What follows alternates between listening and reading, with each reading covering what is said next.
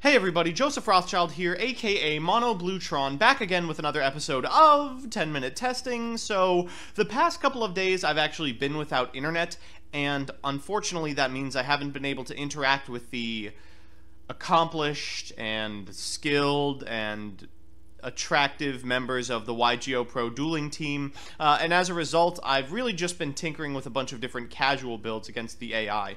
We spend a lot of time on this show trying to break the meta by jamming a bunch of completely shitty cards into already established archetypes, but I know we all have, like, that one friend who insists on playing bad cards that looked cool in the anime in 2004, and there's really only so much fun you can get out of kicking Crystal Beast's teeth in with toads over and over, so I'm a firm believer that every individual should have a casual deck for fun play with bad friends. So today we're playing such a deck. It has almost no competitive prowess at all, but it is still intensely fun and super cool. I am talking about Triamids. So here's the list we've dreamed up. Now, I gotta tell you, not a whole lot of imagination went into this one, but that's mostly because there's not much else to do with the archetype than to actually play it the way Konami intended.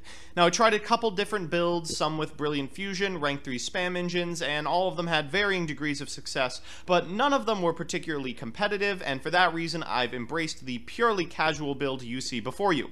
It's got a lot of individually powerful monsters like Koa'ki Myru dudes, enough Triamids to pretend it's a viable archetype, and also some smunks, if, you know, you want to pretend you're a good deck with big boy things to do. But at the end of the day, this is a deck to play with friends. So let's get going with an in-depth discussion of what Triamids are, followed by the old card-by-card breakdown. So, for all of you that didn't open a lot of the Dark Illusion, or maybe you did open a lot of the Dark Illusion, but you skipped directly past all the awful commons, Triamid is a portmanteau of triangle and pyramid, which seems stupid, since pyramids are, by definition, like triangular prisms, or what's the thing called where there's like a square base and it comes to a point? Someone let me know in the comments below.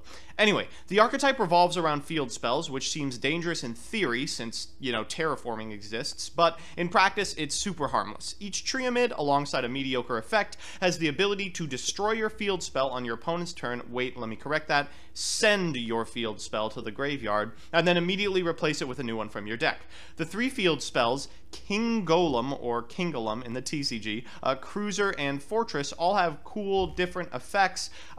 They all have abilities that trigger when they're destroyed. They can either special summon a Triamid from your hand, or add a monster from your deck to your hand, or summon one from the graveyard, respectively. They also have on-board effects. Kingolem gives them all Armades, Cruiser lets you loot on normal summon, and Fortress makes them not be destroyed by card effects. They also interact with attack points, defense points, and gaining you life points as well. Sweet combos include responding to a board wipe by popping a Cruiser, adding a busted Triamid to your hand, and then sitting back and laughing while Fortress protects your monsters. Unfortunately, aside from that, they don't really have a lot of other plays. It's very, very normal summon reliant, which you may remember as the hallmark of a bad deck. It doesn't play well with other archetypes, since it requires so much main deck space for all of these ridiculous field spells, and its boss monster, while powerful, is pretty easy to play around if your opponent knows you have it. And it's also a huge nombo with Fortress, since in order to special summon it, a Triamid card has to be destroyed. So with all these weaknesses, it's not going anywhere in competitive, but it is a fun strategy for casual. So let's get on to the individual card choices themselves. We're playing 3 copies of the Triamid dudes. First is Triamid Sphinx, the boss monster. He can be special summoned by the effect of a Triamid card and not any other way. Hilariously, this includes his own effect, which allows him to be special summoned when a Triamid card you control is destroyed by battle or card effect. Unfortunately, it does say destroyed, which means we're not going to be able to get him off of sending the field spell from the field spell zone to the graveyard, as all of the Triamid guys do. Triamid Master is the 4-star who can destroy a set card by sending a Triamid to the grave. Triamid Hunter lets you double summon, which is pretty sweet. Unfortunately, there's not a bunch of other good rock guys in the deck to double normal summon. Triamid Dancer allows you to send a Triamid card from your graveyard back into your deck to give all of your rock type monsters 500 attack and defense, and it's not until the end of the turn. This is pretty interesting because firstly, it allows you to rebuild by putting the field spells back in your deck, and secondly, against other bad decks, it sets up sweet OTKs. Next, we have the Koa'ki Myru guys. You know, I like Rock Stun, I like these cards, but I didn't go full stun playing like barrier statues and shit like that. I still think these are fun enough to include. We have 3 copies of Overload, which prevents normal summons. We have 3 copies of Wall, which prevents spell card activations. To be honest, while the negation stuff is nice, they pull more weight in this deck as just big beat sticks. 2 copies of Summoner Monk. This allows us to find the Koa'ki dudes, the Triamid Master, or just make rank 4 plays by binning all these extra copies of field spells. 3 copies of Terraforming, I mean, obviously. 3 copies of Duality, because actually Summoner Monk is the only way we special summon in this deck. And then 3 of each of the field spells. Let me give you sort of an in-depth on these. Fortress gives all your rock monsters 500 defense, and says the Triamid monsters can't be destroyed by card effects. Then, when this face-up card is sent to the graveyard, you get to target a Triamid in your graveyard and add it to your hand. The next, Triamid Cruiser, gives you 500 life points every time you normal summon a rock type monster, and then allows you to draw and discard a card if a Triamid monster itself is normal summoned. If it's sent from the field to the graveyard, you get to add a Triamid from your deck to your hand. This is the best one to be sending. And King Golem gives all your rock monsters 500 attack. If you're a Triamid monster you control battles, your opponent cannot activate cards or effects until the end of the damage step, and then when it's sent from the field zone to the graveyard, you get to special summon a Triamid from your hand. So those are the field spells, all do different things. Interesting to figure out how they play together, etc. 1 copy of Diamond Core of Koa'ki Maru. I'm really only playing the 1 because I don't need a whole lot more. I have enough rock guys to consistently make the Koa'ki Maru effects go off, but this is good to reveal and also to search. It also has this like weird destroy negation effect that anyone who's ever played this card can tell you is actually alright.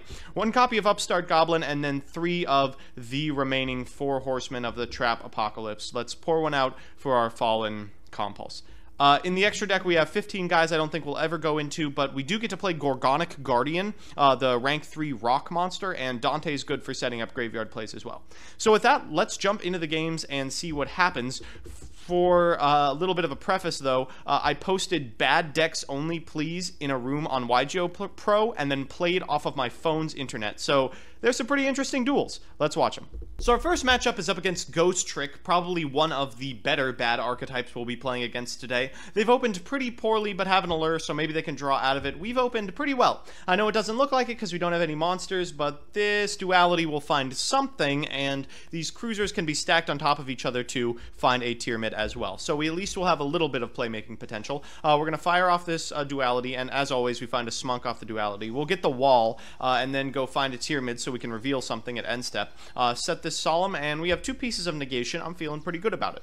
Our opponent is going to go ahead and fire off this Allure, banish a Mary, and I figure, wow, good thing I got Master, because it can destroy set cards. On our turn, we're going to normal summon this Master, of course, draw a 2nd copy of Duality, classic playing Duality. Gain 500, go for the loot, and then when we do, he'll flip a Vanish, so I can't destroy his set card. That's a-okay with me.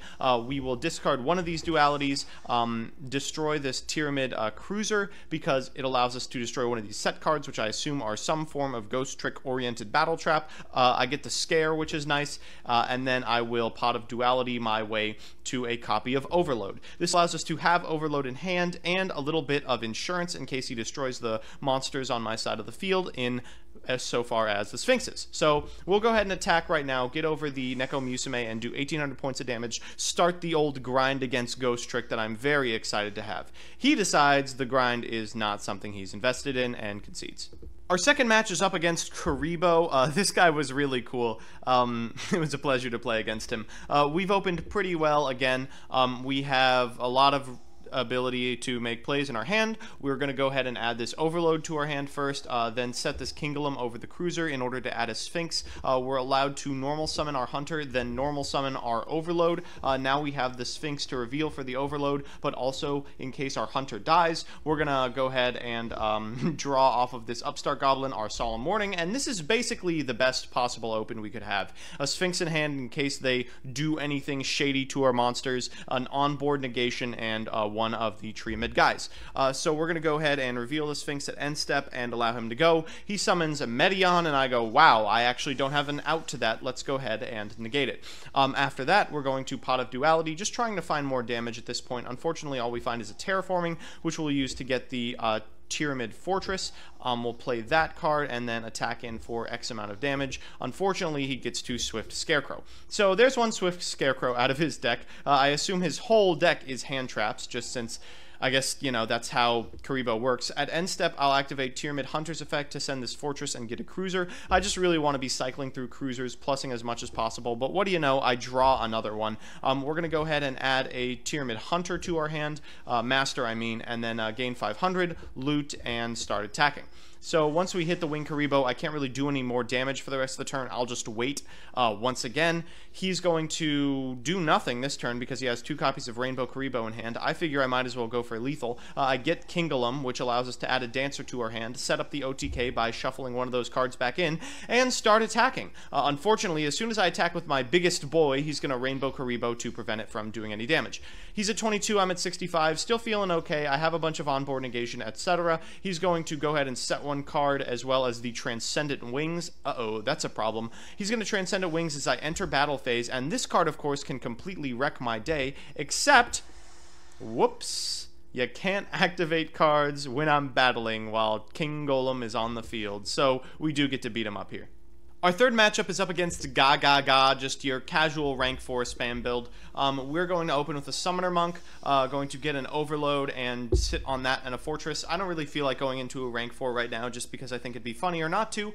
He's going to Duality, go ahead and find himself a copy of Gagaga Gardna and then Gagaga Sister for the Emergency Network. Because he's under Duality, this 1 Day of Peace will prevent him from taking any damage. I'll destroy this Solemn Warning by destroying my field spell, then end my turn. I'm feeling okay. I got negation for days. I got things that destroy set cards. He'll activate Network and then normal summon Magician. I just decide to destroy Magician. I don't want him going into any actually powerful cards, and he's going to pass it back. So we still have this Summoner Monk just sort of sitting there. I'm going to give all my guys an extra bunch of attack and then start getting in there. Unfortunately, he reveals Gagaga Gardna, which prevents me from getting in with the Triamid Dancer and sets up for a sweet rank 4 play on his turn. He's going to go ahead and activate Gagaga Revenge to get one of those rank 4s back and then immediately go into Utopia. He'll attack over my Triamid Master and I get the Sphinx. So then on my turn, I'll be able to activate this Triamid Fortress, activate a Master, go into Honor Arc, get the Utopia, and beat him up for lethal.